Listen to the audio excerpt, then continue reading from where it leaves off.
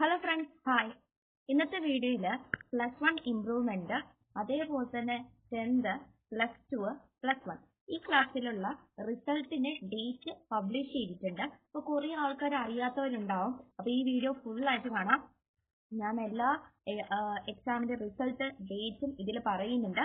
+1 improvement ആണ് ഇപ്പോൾ last ആയിട്ട് കാത്തിരുന്നത്, ഒരുപാട് പേര് കാത്തിരുന്ന റിസൾട്ട് എന്ന് പറയുന്നത് +1 ഇംപ്രൂവ്മെന്റിന്റെ എക്സാമിന്റെ റിസൾട്ട് ആയിരുന്നു. അപ്പം അത് നാളെയാണ് കേട്ടോ വരുന്നത്. അപ്പൊ നമുക്ക് ആ റിസൾട്ട് ഒന്ന് നോക്കാം. കണ്ടോ, നാളെ മെയ് 5 മൺഡേ, നാളെ തിങ്കളാഴ്ചയാണ്. അപ്പൊ നല്ലൊരു ദിവസമാണ്. റിസൾട്ട് വരുന്നത് ഇംപ്രൂവ്മെന്റിനാണ്. അപ്പം ഒരുപാട് പാടുപെട്ട് എഴുതിയത്. കഴിഞ്ഞ വർഷം മാത്സ് ഒക്കെ ഭയങ്കര പാടായിരുന്നു സയൻസ് ആയില്ല. അപ്പം അതൊക്കെ മാറ്റാനായിട്ട് ഈ പ്രാവശ്യം എല്ലാ +2കാര് ഇംപ്രൂവ്മെന്റ് എഴുതിയിരുന്നു. അപ്പം അതിന്റെ റിസൾട്ടാണ് നാളെ വരുന്നത്.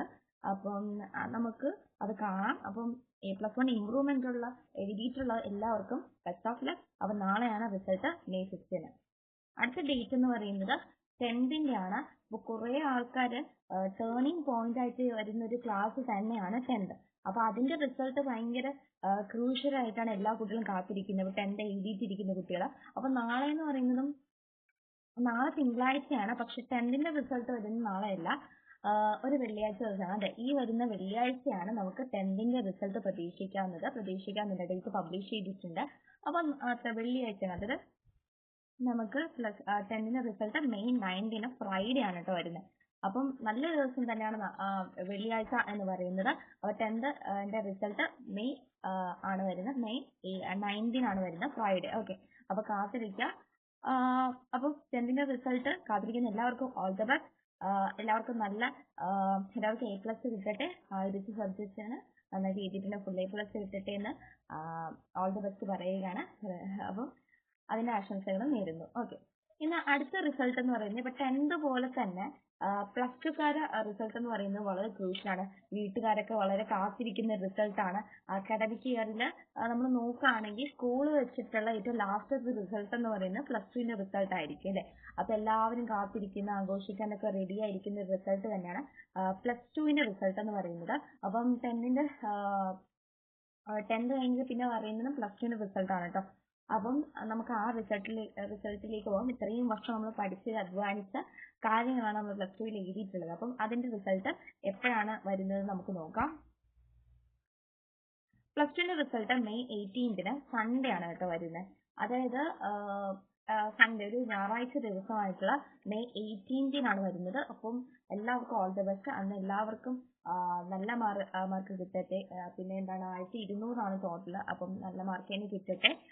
+1ഉം +2നെ ആഡ് ചെയ്തിട്ടുണ്ടായിരിക്കും അന്ന് എക്സാമിന്റെ റിസൾട്ട് വരാം. അപ്പൊ അതുകൊണ്ട് തന്നെ എല്ലാവരും ആശംസിക്കുന്നു. 2 വർഷം നമ്മൾ പഠിച്ചതൊക്കെ നന്നായിട്ട് എഴുതാൻ കഴിഞ്ഞു എന്ന് പ്രതീക്ഷിക്കുന്നു.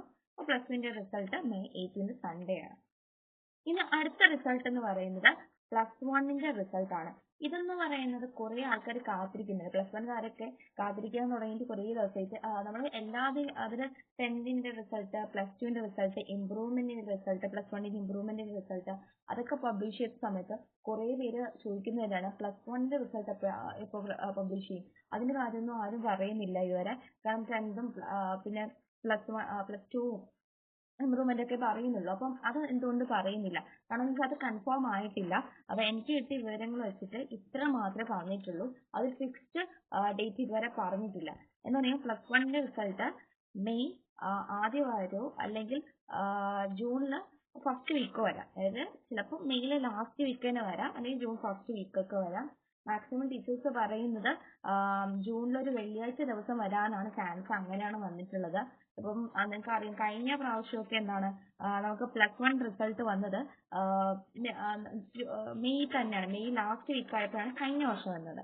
അതിന് മുമ്പത്തെ വർഷം വന്നിട്ടുള്ളത് ജൂണൊക്കെ ക്ലാസ് ഒക്കെ സ്റ്റാർട്ട് ചെയ്തിട്ടാണ് പിന്നീട് അതിന് മുമ്പത്തെ വർഷമൊക്കെ വന്നിട്ടുള്ളത്. കഴിഞ്ഞ വർഷം നമുക്ക് മെയ് ലാസ്റ്റ് വീക്കിലാണ് വന്നിട്ടുള്ളത്.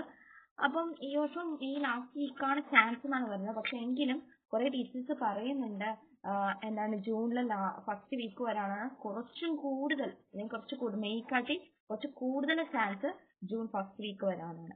അപ്പൊ ഇത്രയും കാര്യങ്ങൾ മാത്രമേ എനിക്ക് ഈ ഒരു വീഡിയോയിൽ പറയാനുള്ളൂ. കാരണം ഇതിലെല്ലാം ആയിക്കഴിഞ്ഞു. കാരണം ഇതിൽ എല്ലാം നിങ്ങൾക്ക് അറിയാവുന്ന എല്ലാ ഇമ്പോർട്ടന്റ് ആയിട്ടുള്ള കാര്യങ്ങളുണ്ട്. അപ്പൊ എന്റെ ചാനലിന്റെ പേര് എന്താണെന്ന് ശ്രദ്ധിക്കുക, സബ്സ്ക്രൈബ് ചെയ്യുക.